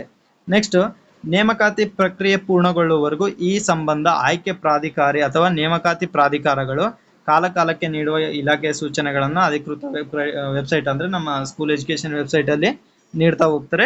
ಅದನ್ನ ನೋಡೋಣ. ನೆಕ್ಸ್ಟ್, ವೆರಿಫಿಕೇಶನ್ ಟೈಮ್ ಅಲ್ಲಿ 1:2 ವೆರಿಫಿಕೇಶನ್ ಅಥವಾ 1:1 ಫೈನಲ್ ವೆರಿಫಿಕೇಶನ್ ಅಲ್ಲಿ ಏನೆಲ್ಲ ಡಾಕ್ಯುಮೆಂಟ್ಸ್ ಅಲ್ಲಿ ಚೆಕ್ ಮಾಡಿದ್ರು ಅನ್ನೋದ್ರ ಬಗ್ಗೆ, ಅಂದ್ರೆ ಮಿನಿಮಮ್ ನಾವ್ ಏನ್ ಡಾಕ್ಯುಮೆಂಟ್ಸ್ ನ ಹೊಂದಿರ್ಬೇಕು ಅನ್ನೋದ್ರ ಲಿಸ್ಟ್ ನಾವ್ ಇಲ್ಲಿ ನೋಡ್ತಾ ಹೋಗೋಣ. ಮೊದಲಿಗೆ ಇಲ್ಲಿ ಇದೆ ನೋಡ್ರಿ, ಪದವೀಧರ ಪ್ರಾಥಮಿಕ ಶಿಕ್ಷಕರ ನೇಮಕಾತಿ ಸಂಬಂಧ ಪ್ರಕಟಿಸಲಾದ 1:2 ಅನುಪಾತದ ತಾತ್ಕಾಲಿಕ ಪರಿಶೀಲನಾ ಪಟ್ಟಿಯಲ್ಲಿ ಅಭ್ಯರ್ಥಿಗಳ ಮೂಲ ದಾಖಲೆಗಳ ಪರಿಶೀಲನಾ ಸಮಯದಲ್ಲಿ ಉಪನಿರ್ದೇಶಕರು ಹಾಗೂ ನೇಮಕಾತಿ ಪ್ರಾಧಿಕಾರರವರು ಮೂಲ ದಾಖಲೆಗಳ ಪರಿಶೀಲನಾ ಕಾರ್ಯಕ್ಕೆ ನಿಯೋಜನೆಗೊಳ್ಳುವ ಅಧಿಕಾರಿ ಮತ್ತು ಸಿಬ್ಬಂದಿಯವರು ಪರಿಶೀಲಿಸಬೇಕಾದ ಪ್ರಮಾಣ ಪತ್ರಗಳ ಅಥವಾ ದಾಖಲೆಗಳ ಬಗ್ಗೆ ಇಲ್ಲಿ ಕೊಟ್ಟಿದ್ದಾರೆ. ಫಸ್ಟ್ ಏನಪ್ಪಾ ಅಂತಂದ್ರೆ ಫಸ್ಟ್ ಅಂಶ ಆನ್ಲೈನ್ ಅರ್ಜಿ ಸಲ್ಲಿಕೆಯ ಮುದ್ರಿತ ಪ್ರತಿ. ನಾವು ಏನು ಆನ್ಲೈನ್ ಅಪ್ಲಿಕೇಶನ್ ಹಾಕಿರ್ತೀವಲ್ಲ ಅದರ ಒಂದು ಅಕ್ನಾಲಜ್ಮೆಂಟ್ ಕಾಪಿ ಇರುತ್ತಲ್ಲ, ಸೊ ಆ ಕಾಪಿಯನ್ನು ನಾವು ನೀಟಾಗಿ ಇಟ್ಕೊಂಡಿರ್ಬೇಕು. ಒಂದು 2 ಅಥವಾ 3 ಸೆಟ್ ಜೆರಾಕ್ಸ್ ಮಾಡಿ ಇಟ್ಕೊಂಡ್ರೆ ಸೇಫ್. ಯಾಕಂತಂದ್ರೆ ವೆರಿಫಿಕೇಶನ್ ಟೈಮಲ್ಲಿ 2 ಅಥವಾ 3 ಸೆಟ್ ಅವರು ಕೇಳ್ತಾರೆ, ನಾವು ಕೊಡಲೇಬೇಕಾಗುತ್ತೆ. ಸೊ ಅಪ್ಲಿಕೇಶನ್ ಹಾಕಿದ ಸಂದರ್ಭದಲ್ಲೇ ಅದನ್ನೊಂದು ಸಾಫ್ಟ್ ಕಾಪಿ ನಮ್ಮ ಹತ್ರ ಇಟ್ಕೊಂಡು ಹಾರ್ಡ್ ಕಾಪಿ ಜೆರಾಕ್ಸ್ ಕಾಪೀಸ್ನ ಒಂದೆರಡು ನಮ್ಮ ಹತ್ರ ಇಟ್ಕೊಂಡ್ರೆ ನಾವು ಸೇಫ್. ನೆಕ್ಸ್ಟ್ SLC ಅಂಕಪಟ್ಟಿ, PUC ಅಂಕಪಟ್ಟಿ, ಪದವಿಯ 3 ವರ್ಷದ 6 ಸೆಮಿಸ್ಟರ್ಗಳ ಅಂಕಪಟ್ಟಿ. ಇಲ್ಲಿ ನೋಡ್ರಿ ಕಂಪಲ್ಸರಿ 6 ಮಾರ್ಕ್ಸ್ ಕಾರ್ಡ್ ಇರಬೇಕು. ಯಾಕಂದ್ರೆ ಕೆಲವೊಬ್ರು ಹೆಂಗಪ್ಪ ಅಂತಂದ್ರೆ 6th ಸೆಮಿಸ್ಟರ್ ಮಾರ್ಕ್ಸ್ ಕಾರ್ಡ್ ಅಷ್ಟೇ ಇಟ್ಕೊಂಡಿರ್ತಾರೆ, ಬಟ್ ಇಲ್ಲಿ 6 ಸೆಮ್ ಮಾರ್ಕ್ಸ್ ಕಾರ್ಡ್ ವೆರಿಫಿಕೇಶನ್ ಆಗುತ್ತೆ. ಕೆಲವೊಮ್ಮೆ ಸರ್ ಬ್ಯಾಕ್ ಆಗಿ ಸರ್ಟಿಫಿಕೇಟ್ ಒಂದು ಎಕ್ಸ್ಟ್ರಾ ಆಗಿದ್ರು ಕೂಡ ತೊಂದರೆ ಇಲ್ಲ, ಅದು ಎಷ್ಟಾಗುತ್ತೆ ಎಷ್ಟು ಮೂಲ ಅಂಕಪಟ್ಟಿಗಳಿದಾವೆ ಡಿಗ್ರಿ ಸಂಬಂಧಪಟ್ಟಂಗೆ ಆ ಎಲ್ಲವನ್ನು ಇಟ್ಕೊಂಡಿರ್ಬೇಕು. ನೆಕ್ಸ್ಟ್ ಪದವಿ ತೇರ್ಗಡೆ ಹೊಂದಿರುವ ಪ್ರಮಾಣ ಪತ್ರ, ಡಿಗ್ರಿ ಕಾನ್ವಕೇಶನ್ ಸರ್ಟಿಫಿಕೇಟ್. ಇದು ನಮ್ಮ ಒಂದು ನೇಮಕಾತಿ ಸಮಯದಲ್ಲಿ ಬಹಳಷ್ಟು ಕಾಂಟ್ರವರ್ಸಿ ಆಗುತ್ತೆ. ಯಾಕಂದ್ರೆ ನಮ್ಮ ಹತ್ರ ಪಾಸಿಂಗ್ ಸರ್ಟಿಫಿಕೇಟ್ ಅಷ್ಟೇ ಇತ್ತು, ಅಲ್ಲಿ ಅವರು ಆದೇಶ ಏನು ಹೊರಡಿಸಿದ್ರು ಅಂತಂದ್ರೆ ಕಾನ್ವಕೇಶನ್ ಕಂಪಲ್ಸರಿ ಅಂತೇಳಿ ಆದೇಶವನ್ನು ಹೊರಡಿಸಿದ್ರು. ಆ ಸಂದರ್ಭದಲ್ಲಿ ನಾವು ವೆರಿಫಿಕೇಶನ್ 2-3 ಡೇಸ್ ಇದ್ದಾಗ ಬಹಳಷ್ಟು ಹಗಲು ರಾತ್ರಿ ಯೂನಿವರ್ಸಿಟಿಗಳಲ್ಲಿ ಕುಂತು ಕಾನ್ವಕೇಶನ್ ಅನ್ನ ಕೊಟ್ಟಿದ್ದೀವಿ. ಕಾನ್ವಕೇಶನ್ ಇರ್ಲಾರ್ದವರು ಈಗ ನೀವು ಅಪ್ಲೈ ಮಾಡಿ ತಗೋಬಹುದು. ಅಂದ್ರೆ ನೋಟಿಫಿಕೇಶನ್ ಆಗೋದ್ರ ಬಿಫೋರ್ ನೀವು ಕಾನ್ವಕೇಶನ್ಗೆ ಅಪ್ಲೈ ಮಾಡಿಕೊಂಡು ನೀವು ತಗೊಂಡ್ರೆ ಸೇಫ್. ಇಲ್ಲಾಂದ್ರೆ ಮುಂದೆ ಸ್ವಲ್ಪ ಕಷ್ಟ ಆಗ್ತಾ ಹೋಗುತ್ತೆ ವೆರಿಫಿಕೇಶನ್ ಟೈಮಲ್ಲಿ. ಆಗ ಒಂದು ಮುಚ್ಚಳಿಕೆ ಬರ್ಕೊಡ್ಬೇಕಾಗುತ್ತೆ, ಅಂದ್ರೆ ಇಷ್ಟೇ ದಿನದಲ್ಲಿ ನಾನು ಕಾನ್ವಕೇಶನ್ ತಂದು ಕೊಡ್ತೀನಿ. ಅಂದ್ರೆ ನೇಮಕಾತಿಯಿಂದ ನಮ್ಮನ್ನ ಹೊರಗಡೆ ಹಾಕಲ್ಲ ಒಂದು ವೇಳೆ ಆಯ್ಕೆ ಆದ್ರೆ, ಬಟ್ ಏನಾಗುತ್ತಪ್ಪ ಅಂತಂದ್ರೆ ಅದು ಮುಂದೆ ಸಮಸ್ಯೆಗೆ ಒಂದು ಅವಕಾಶವನ್ನು ಕೊಡ್ತಾ ಹೋಗುತ್ತೆ. ಸೊ ಆ ಕಾರಣದಿಂದ ನಾವು ಬಿಫೋರ್ ಅದನ್ನ ತಂದಿಟ್ಕೊಂಡ್ರೆ ಸೇಫ್. ಸೊ ಇನ್ನು ಯಾರು ಕಾನ್ವಕೇಶನ್ಗೆ ಅಪ್ಲೈ ಮಾಡಿಲ್ಲ, ಈಗಲೇ ಕಾನ್ವಕೇಶನ್ಗೆ ಅಪ್ಲೈ ಮಾಡಿ ಅದನ್ನ ತೆಗೆದುಕೊಳ್ಳೋ ಪ್ರಯತ್ನವನ್ನ ನೀವು ಮಾಡ್ತಾ ಹೋಗಿ. ನೆಕ್ಸ್ಟ್ BEd ಹಾಗೂ BSc BEd ಪದವಿಯ 4 ವರ್ಷದ ಅಂಕಪಟ್ಟಿಗಳನ್ನ ಪಡೆದಿರಬೇಕು. BAED ಮತ್ತು BSc-ED ಪದವಿಗಳ ತೇರ್ಗಡೆ ಹೊಂದಿರುವ ಪ್ರಮಾಣ ಪತ್ರ. ಅಂದ್ರೆ ಇದು BA BEd BSc BEd ಇರುತ್ತಲ್ಲ, ಅವುಗಳ 4 ವರ್ಷದ ಇದು ಡಿಗ್ರಿ 4 ಇಯರ್ಸ್ ಕೋರ್ಸ್ ಇತ್ತಲ್ಲ, ಅದ್ರ ಬಗ್ಗೆನ ಆ ಒಂದು ಅಂಕಪಟ್ಟಿಗಳನ್ನು ಕೂಡ ತಗೊಂಡಿರ್ಬೇಕು. ನೆಕ್ಸ್ಟ್ BEd ಪದವಿಯ ಅಂಕಪಟ್ಟಿ, ಅಂದ್ರೆ ನಮ್ಮ BEd ನ ಸರ್ಟಿಫಿಕೇಟ್ಸ್, ಅದರ ಜೊತೆಗೆ BEd ಪದವಿ ತೇರ್ಗಡೆ ಹೊಂದಿರುವ ಪ್ರಮಾಣ ಪತ್ರ, BEd ಕಾನ್ವಕೇಶನ್ ಸರ್ಟಿಫಿಕೇಟ್. ಡಿಗ್ರಿದು ಕಾನ್ವಕೇಶನ್ ಬೇಕು, ಮತ್ತೆ BEd ಕಾನ್ವಕೇಶನ್ ಕಂಪಲ್ಸರಿ ಬೇಕು. ಮತ್ತೆ DEd DLED ಕೋರ್ಸಿನ 2 ವರ್ಷಗಳ ಅಂಕಪಟ್ಟಿಯನ್ನ ಲಾಸ್ಟ್ ಅಲ್ಲಿ ಕೊಟ್ಟಿದ್ದಾರೆ ನೋಡ್ರಿ, 10ನೇ ಪಾಯಿಂಟ್, ಅದು ಕೂಡ ಹೊಂದಿರಬೇಕು. ನೆಕ್ಸ್ಟ್ 11ನೇ ಅಂಶ ಶಿಕ್ಷಕರ ಅರ್ಹತಾ ಪರೀಕ್ಷೆ TET ಅರ್ಹತಾ ಪ್ರಮಾಣ ಪತ್ರವನ್ನು ಹೊಂದಿರಬೇಕು. ನೆಕ್ಸ್ಟ್ ಅಭ್ಯರ್ಥಿಯ ಆಧಾರ್ ಕಾರ್ಡ್, ಇದು very very important. Aadhaar card ಬಗ್ಗೆ ನಾನು ಜಾಸ್ತಿ ಒತ್ತಿ ಹೇಳ್ತಾ ಇದ್ದೀನಿ. ಸೊ ಅದು ಬೇಸಿಕ್ ಎಲ್ಲರ ಹತ್ರ ಇದ್ದೇ ಇರುತ್ತೆ. ಅದರಲ್ಲಿ ಏನಾದರೂ ಕರೆಕ್ಷನ್ಸ್ ಇದ್ರೆ ದಯವಿಟ್ಟು ಕರೆಕ್ಷನ್ಸ್ ನ ಮಾಡ್ಕೊಳ್ಳಿ, ತೊಂದರೆ ಇಲ್ಲ, ಇನ್ನೂ ಟೈಮ್ ಇದೆ. ಸಮಸ್ಯೆ ಆಗ್ಬಾರ್ದು ಅನ್ನೋ ಉದ್ದೇಶಕ್ಕೆ ಹೇಳ್ತಾ ಇದ್ದೀನಿ. ಅದು ದೊಡ್ಡ ಸಮಸ್ಯೆ, ಅದೇನು ದೊಡ್ಡ ಒಂದು ಗುಡ್ ಅಂತ ಹೇಳ್ತಾ ಇಲ್ಲ, ಬಟ್ ಸಣ್ಣ ವಿಷಯ ಮುಂದೆ ನಮ್ಮ ಒಂದು ನೆಮ್ಮದಿಯನ್ನ ಹಾಳು ಮಾಡಬಾರ್ದು, ಆ ಒಂದು ಕಾರಣಕ್ಕೆ ಹೇಳ್ತಾ ಇದ್ದೀನಿ. ಯಾಕಂದ್ರೆ ನಾನು ಅಪ್ಲಿಕೇಶನ್ ಹಾಕಿ ಆಮೇಲೆ ಬಹಳಷ್ಟು ಸಫರ್ ಆಗಿದ್ದೀನಿ, ಆ ಒಂದು ಕಾರಣಕ್ಕೆ ನಿಮ್ಗೆ ಹೇಳ್ತಾ ಇದ್ದೀನಿ ಅಷ್ಟೇ. ನೆಕ್ಸ್ಟ್ ಮೀಸಲಾತಿ ಕೋರಿರುವ ಪ್ರವರ್ಗದ ಸಕ್ಷಮ ಪ್ರಾಧಿಕಾರದಿಂದ ಪಡೆದ ಜಾತಿ ಮತ್ತು ಚಾಲ್ತಿಯಲ್ಲಿರುವ ಆದಾಯ ಪ್ರಮಾಣ ಪತ್ರವನ್ನ ಹೊಂದಿರ್ಬೇಕಂದ್ರೆ ಕ್ಯಾಸ್ಟ್ ಸರ್ಟಿಫಿಕೇಟ್ ಲೈಫ್ ಟೈಮ್ ಬರುತ್ತೆ, ಬಟ್ ಇನ್ಕಮ್ ಸರ್ಟಿಫಿಕೇಟ್ 5 ಇಯರ್ಸ್ಗೆ ಅಂತೇಳಿ ಕೊಟ್ಟಿರ್ತಾರಲ್ಲ, ಸೊ ಅದನ್ನ ನೀವು ಪುನಃ ಏನು ಅಂದ್ರೆ ಹೊಸ ಒಂದು ನೋಂದಣಿ ಮಾಡಿಕೊಂಡು ಅದನ್ನ ತಗೋಬೇಕಾಗುತ್ತೆ. ಅದರಲ್ಲಿ RD ನಂಬರ್ ಹೊಂದಿರಬೇಕು. ಕೈ ಬರಹದಿಂದ ಕೊಟ್ಟಿರುವಂತಹ ಒಂದು ಇನ್ಕಮ್ ಸರ್ಟಿಫಿಕೇಟ್ ವ್ಯಾಲಿಡ್ ಆಗಲ್ಲ. SC ST category 1 2A 2B 3A 3 ಈ ತರ ಇರುತ್ತಲ್ಲ, ಅದೆಲ್ಲವೂ ಕೂಡ ಹೊಂದಿರಬೇಕು. ನೆಕ್ಸ್ಟ್ ಹೈದರಾಬಾದ್ ಕರ್ನಾಟಕ ಮೀಸಲಾತಿಗೆ ಸಕ್ಷಮ ಪ್ರಾಧಿಕಾರದಿಂದ ಪಡೆದ 371J ಪ್ರಮಾಣ ಪತ್ರವನ್ನ ಹೊಂದಿರಬೇಕು, ಅದಕ್ಕೂ ಕೂಡ RD ನಂಬರ್ ಹೊಂದಿರಬೇಕು. ಇದರಲ್ಲಿ 2 ವಿಷಯ ಗಮನಿಸಬೇಕು. ಅದರಲ್ಲಿ ಕೆಲವೊಂದು ಏನಿರುತ್ತೆ ವಿದ್ಯಾರ್ಹತೆಗಾಗಿ ಅಂತ ಹೇಳಿ ಒಂದಿರುತ್ತೆ 371J ನಲ್ಲಿ, ಕೆಲವೊಂದು ಉದ್ಯೋಗಕ್ಕಾಗಿ ಅಂತ ಇರುತ್ತೆ. ಉದ್ಯೋಗಕ್ಕಾಗಿ ಅಂತ ಇದ್ರೆ ಅದು ಒಳ್ಳೇದಂತೇಳಿ ನನ್ನ ಅಭಿಪ್ರಾಯ. 371J ಪ್ರಮಾಣ ಪತ್ರ ತೆಗೆಸಬೇಕಾದ್ರೆ 2 ಅಂಶಗಳು ಇರುತ್ತೆ ಅಲ್ಲಿ. ಒಂದು ವಿದ್ಯಾಭ್ಯಾಸಕ್ಕಾಗಿ ಅಂತೇಳಿ ಒಂದು ತೆಗಿತಾರೆ, ಉದ್ಯೋಗಕ್ಕಾಗಿ ಅಂತ ಹೇಳಿ ಇರುತ್ತೆ. ಉದ್ಯೋಗಕ್ಕಾಗಿ ಅಂತ ಇದ್ರೆ ಅದು ಒಳ್ಳೆಯದು. ನೆಕ್ಸ್ಟ್ ಸಾಮಾನ್ಯ ವರ್ಗದ ಗ್ರಾಮೀಣ ಅಭ್ಯರ್ಥಿಗಳಿಗೆ ನಾನ್ ಕ್ರಿಮಿಲೇಯರ್ ಸರ್ಟಿಫಿಕೇಟ್ ಅನ್ನ ಕೊಡ್ತಾ ಹೋಗ್ತಾರೆ, ಅದರ ಒಂದು RD ನಂಬರ್ ಕೂಡ ಹೊಂದಿರಬೇಕು. ಇದು ಯಾರಿಂದ ಪಡೆದಿರಬೇಕು? ತಹಸೀಲ್ದಾರ್ ಇಂದ ಪಡೆದಿರಬೇಕು. ನೆಕ್ಸ್ಟ್ ಇಲ್ಲಿ ನೋಡ್ರಿ, ಸಾಮಾನ್ಯ ವರ್ಗದ ಜನರಲ್ ಅಲ್ಲಿ ಯಾರು ಬರ್ತಾರಲ್ಲ ಅವರು, ಜನರಲ್ ಕ್ಯಾಟಗರಿಯಲ್ಲಿ ಬರುವಂತ ಗ್ರಾಮೀಣ ಅಭ್ಯರ್ಥಿಗಳು ಏನು ಹೊಂದಿರಬೇಕು? ನಾನ್ ಕ್ರಿಮಿಲೇಯರ್ ಸರ್ಟಿಫಿಕೇಟ್ ಅನ್ನು ಹೊಂದಿರ್ಬೇಕಂದ್ರೆ ನಮ್ಮ ಇನ್ಕಮ್ ಸರ್ಟಿಫಿಕೇಟ್ ಅಲ್ಲಿ ಏನ್ ಬರುತ್ತಲ್ಲ ಅದು ಇವರು ಕ್ರಿಮಿಲೇಯರ್ ವ್ಯಾಪ್ತಿಗೆ ಒಳಪಡುವುದಿಲ್ಲ ಅಂತೇಳಿ ಕೊಟ್ಟಿರ್ತಾರೆ, ಆ ಒಂದು ಪ್ರಮಾಣ ಪತ್ರವನ್ನ ಪಡೆದಿರ್ಬೇಕು. ನೆಕ್ಸ್ಟ್ ಮಾಜಿ ಸೈನಿಕರಿಗಾಗಿ ಕಾರ್ಯನಿರ್ವಹಿಸುವ ಅಥವಾ ಅವಲಂಬಿತರ ಪ್ರಮಾಣ ಪತ್ರವನ್ನು ಅವ್ರು ಕೊಡ್ತಾರೆ. ನೆಕ್ಸ್ಟ್ ತೃತೀಯ ಲಿಂಗಿ ಅಭ್ಯರ್ಥಿಗಳಿಗೆ ಸಕ್ಷಮ ಪ್ರಾಧಿಕಾರದಿಂದ ನೀಡಿದ ಪ್ರಮಾಣ ಪತ್ರ ಮೆಡಿಕಲ್ ಸರ್ಟಿಫಿಕೇಟ್ ಇರುತ್ತೆ. ನೆಕ್ಸ್ಟ್ ಗ್ರಾಮೀಣ ಅಭ್ಯರ್ಥಿ ವ್ಯಾಸಂಗ ಪ್ರಮಾಣ ಪತ್ರ ಹಾಗೂ ಸಿಂಧುತ್ವ ಪ್ರಮಾಣ ಪತ್ರಗಳು 10/8/2005 ಸರ್ಕಾರಿ ಆದೇಶದಲ್ಲಿ ನಿಗದಿಪಡಿಸಿರುವ ನಮೂನೆ 1, ನಮೂನೆ 2ರಲ್ಲಿ ಇರಬೇಕು. ಇದು ಕೂಡ ಬಹಳಷ್ಟು ಇಂಪಾರ್ಟೆಂಟ್. ಗ್ರಾಮೀಣ ಅಭ್ಯರ್ಥಿಗಳು ಇನ್ನು ಯಾರ್ಯಾರು ವ್ಯಾಸಂಗ ಪ್ರಮಾಣ ಪತ್ರ ಮಾಡಿರಲ್ಲ, ಅದು ಬಿಫೋರ್ ಈಗಲೇ ನೀವು ಮಾಡಿ ತಗೊಂಡು ಇಟ್ಕೊಳ್ಳೋದು ಬಹಳಷ್ಟು ಒಳ್ಳೆಯದು. ನೆಕ್ಸ್ಟ್ ಅಂಗವಿಕಲ ಪ್ರಮಾಣ ಪತ್ರ. ನೆಕ್ಸ್ಟ್ ಕನ್ನಡ ಮಾಧ್ಯಮ ವ್ಯಾಸಂಗ ಪ್ರಮಾಣ ಪತ್ರ. ಬಹಳ ವರ್ಷಗಳಿಂದ ತೆಗೆಸಿದ್ರೆ ಅದನ್ನ ಸ್ವಲ್ಪ ಇವಾಗ ಹೋಗಿ ಹೆಂಗು ಸ್ಕೂಲ್ ಸ್ಟಾರ್ಟ್ ಆಗುತ್ತಲ್ಲ 29 ಇಂದ ಒಂದ್ ಸ್ವಲ್ಪ ಬಿಡುವು ಮಾಡ್ಕೊಂಡು ಹೋಗಿ ನೀವು ಹೊಸ ಕನ್ನಡ ಮಾಧ್ಯಮ ಬರ್ಸ್ಕೊಂಡ್ರೆ ಬೆಟರ್. ಹಿಂದೆ ಇದ್ರೂ ಕೂಡ ತೊಂದರೆ ಇಲ್ಲ, ಯಾವಾಗ ಒಂದ್ಸಲ ಬರ್ಸಿದ್ರು ಪ್ರಾಬ್ಲಮ್ ಇಲ್ಲ. ಬಟ್ ಹಳೆವು ಬರ್ದಿದ್ರೆ ತಗೊಂಡೋಗಿ ಒಂದ್ಸಲ ಮತ್ತೆ ಚೆಕ್ ಮಾಡ್ಕೊಂಡು ನೀವು ಬರ್ಸ್ಕೊಂಡು ಬಂದ್ರೆ, ಇವಾಗ ಟೈಮ್ ಇರುತ್ತಲ್ಲ HMಗಳಿಗೂ ಒಂದಿಷ್ಟು ಸಮಯ ಕೊಟ್ಟು ನೀವು ಬರ್ಸ್ಕೊಂಡು ಬಂದ್ರೆ ಒಳ್ಳೆಯದು. ನೆಕ್ಸ್ಟ್ ಯೋಜನಾ ನಿರಾಶ್ರಿತರ ಒಂದು ಅಭ್ಯರ್ಥಿಗಳ ಸಕ್ಷಮ ಪ್ರಾಧಿಕಾರದಿಂದ ನೀಡಿದ ಪ್ರಮಾಣ ಪತ್ರ, ಯೋಜನಾ ನಿರಾಶ್ರಿತರ ಪ್ರಮಾಣ ಪತ್ರ ಪಡೆದಿರಬೇಕು. ನೆಕ್ಸ್ಟ್ ಪ್ರಸ್ತುತ ಉದ್ಯೋಗದ ಸೇವಾ ವಿವರಗಳಿಗೆ ಸಂಬಂಧಿಸಿದಂತೆ ನೇಮಕಾತಿ ಪ್ರಾಧಿಕಾರದಿಂದ ಪಡೆದುಕೊಂಡಿರುವ ಅನುಮತಿ ಪತ್ರ, ಅಂದ್ರೆ ನಮ್ಮ ಪ್ರೆಸೆಂಟ್ ವರ್ಕಿಂಗ್ ಅಲ್ಲಿ ಯಾರು ಇರ್ತಾರಲ್ಲ ಅವ್ರು ಏನಾದ್ರು ಬರೆದ್ರೆ ನಿರಪೇಕ್ಷಣ ಪ್ರಮಾಣ ಪತ್ರ ಅಂತ ಕೊಡ್ತಾ ಹೋಗ್ತಾರೆ, ಅದನ್ನ ತಗೊಂಡಿರ್ಬೇಕು. ನೆಕ್ಸ್ಟ್ ಅರ್ಜಿಯಲ್ಲಿ ಭರ್ತಿ ಮಾಡಿರುವಂತೆ ಅವಶ್ಯವೆಂದು ಭಾವಿಸಿದ ಇನ್ನಿತರ ದಾಖಲೆಗಳ ಪ್ರತಿಗಳನ್ನ ಹೊಂದಿರಬೇಕು. ಅರ್ಜಿಯಲ್ಲಿ ನಾವ್ ಏನ್ ಭರ್ತಿ ಮಾಡಿದೀವಲ್ಲ ಅದರಲ್ಲಿ ಯಾವ ಇಂಪಾರ್ಟೆಂಟ್ ಅಂತ ಹೇಳಿ ಅನ್ಸಿದವೆ ಆ ಎಲ್ಲವುಗಳನ್ನು ಕೂಡ ಅಲ್ಲಿ ಹೊಂದಿರಬೇಕು.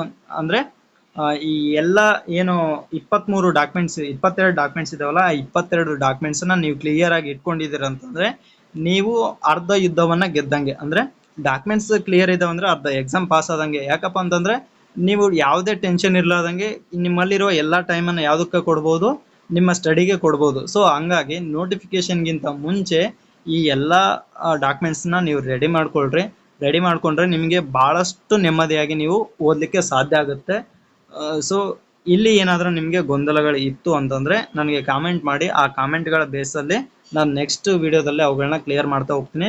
ಸ್ವಲ್ಪ ಕಾಮೆಂಟ್ ಮಾಡೋ ಟೈಮಲ್ಲಿ ಸ್ವಲ್ಪ ಒಂದು ಪ್ರಬುದ್ಧತೆಯಿಂದ ಕಾಮೆಂಟ್ ಮಾಡ್ತೀನಿ ಅಂತೇಳಿ ನನ್ನ ಭಾವನೆ. ಮೊನ್ನೆ ಯಾವ ಒಬ್ಬ ಮಾಡಿದ ಕಾಮೆಂಟ್ ನೋಡಿ, ನಾ ಯಾವುದೇ ವಿಡಿಯೋದಲ್ಲಿ ಏನೇ ಹೇಳ್ತಾ ಇದ್ದೀನಿ ಅಂದ್ರೆ ಅದ್ರ ಹಿಂದೆ ಒಂದಿಷ್ಟು ಅಂಶಗಳನ್ನ ಇಟ್ಕೊಂಡೇ ನಾ ಹೇಳಿರ್ತೀನಿ. ಮೊನ್ನೆ ಒಂದು ಮಾತನ್ನ ಹೇಳಿದ್ದೆ ನಾ, ಏನಂತಂದು ನೋಟಿಫಿಕೇಶನ್ 15,000 ಆದ್ರೆ ಕೆಲವೊಂದು ವಿಷಯಗಳಲ್ಲಿ ಎಲಿಜಿಬಲ್ ಆಗಿಲ್ಲ ಅಂತೇಳಿ ಹೇಳಿದ್ದೆ. ಅದಕ್ಕೆ ಒಬ್ರು ಯಾರೋ ಪ್ರಬುದ್ಧ ಭಾರತ ನಾವು ಮೇಧಾವಿ ಒಬ್ಬ ಕಾಮೆಂಟ್ ಕೊಟ್ಟಿದ್ದ ನನಗೆ, ಏನಂತಂದು ಎಲ್ಲರೂ ಎಲಿಜಿಬಲ್ ಆಗ್ತಾರೆ ಬಟ್ ಸೆಲೆಕ್ಟ್ ಆಗಲ್ಲ ಅಂತಂದು. ಒಂದು ಕ್ಲಿಯರ್ ಆಗಿ ಹೇಳ್ತೀನಿ ನೋಡ್ರಿ, ರಾಯಚೂರು ಡಿಸ್ಟಿಕ್ ಅಲ್ಲಿ ಸೈನ್ಸ್ಗೆ 287 ಪೋಸ್ಟ್ ಕಾಲ್ಫಾರ್ಮ್ ಆಗಿತ್ತು. ಸೈನ್ಸ್ ಕನ್ನಡ ಮಾಧ್ಯಮಕ್ಕೆ 287 ಪೋಸ್ಟ್ ಕಾಲ್ಫಾರ್ಮ್ ಆಗಿತ್ತು. ಅದರಲ್ಲಿ ಎಲಿಜಿಬಲ್ ಆಗಿದ್ದು ಕೇವಲ 222 ಜನ ಮಾತ್ರ ಎಲಿಜಿಬಲ್ ಆಗಿದ್ರು. ಅಂದ್ರೆ ಅಲ್ಲಿ 60ಕ್ಕೂ ಹೆಚ್ಚು ಪೋಸ್ಟ್ ಅಲ್ಲಿ ಉಳಿದಿತ್ತು, ಎಲಿಜಿಬಲ್ ಆಗಿರ್ಲಿಲ್ಲ. ಸೊ ಆ ಅಂಶಗಳನ್ನ ಇಟ್ಕೊಂಡು ಓದ್ಲಿಕ್ಕೆ ಒಂದು ಮೋಟಿವೇಶನ್ ಆಗುತ್ತೆ ಅನ್ನೋ ಒಂದು ಕಾರಣಕ್ಕೆ ನಾ ಹೇಳಿರ್ತೀನಿ ವಿನಃ ಅಲ್ಲಿ ನೀವು ಅದನ್ನ ಅನ್ಯತಾ ತಗೊಳ್ಳೋ ಅವಶ್ಯಕತೆ ಇರಲ್ಲ. ಸೊ ಹಾಗಾಗಿ ನನ್ನ ಪಾಯಿಂಟ್ನ ನೀವು ಯಾವ ವೇನಲ್ಲಿ ಹೇಳಿದ್ದೀನಿ ಅಂತೇಳಿ ಅರ್ಥ ಮಾಡ್ಕೊಂತೀರ ಅನ್ನೋ ಒಂದು ಅಭಿಪ್ರಾಯದಲ್ಲಿ ಹೇಳ್ತಾ ಇದ್ದೀನಿ ಅಷ್ಟೇ. ಸೊ ಕಾಮೆಂಟ್ ಮಾಡೋಕ್ಕಿಂತ ಮುಂಚೆ ಸ್ವಲ್ಪ ರೆಸ್ಪೆಕ್ಟೆಡ್ ಆಗಿ ಕಾಮೆಂಟ್ ಮಾಡಿದ್ರೆ ಒಳಿತು ಅನ್ನೋದು ನನ್ನ ಅಭಿಪ್ರಾಯ. ಅದ್ರ ಮೇಲೆ ಕೆಲವೊಬ್ರು ಅತಿ ಮೇಧಾವಿತನ ತೋರಿಸಿದ್ರೆ ನಾವೇನು ಮಾಡೋಕ್ಕಾಗಲ್ಲ, ಅಂಥವ್ರನ್ನ ನಾವು ಇಗ್ನೋರ್ ಮಾಡ್ತಾ ಹೋಗ್ತೀವಿ. ಸೊ ಎಲ್ಲರೂ ಕೂಡ ಈ ಎಲ್ಲ ಮೇಲೆ ತಿಳಿಸಿರುವ ಡಾಕ್ಯುಮೆಂಟ್ಸ್ನ ರೆಡಿ ಮಾಡ್ತೀರಾ ಅಂತೇಳಿ ಹೇಳ್ತಾ ಇಲ್ಲಿ ಈ ಕ್ಲಾಸನ್ನು ಮುಗಿಸ್ತಾ ಇದ್ದೀನಿ. ಧನ್ಯವಾದಗಳು.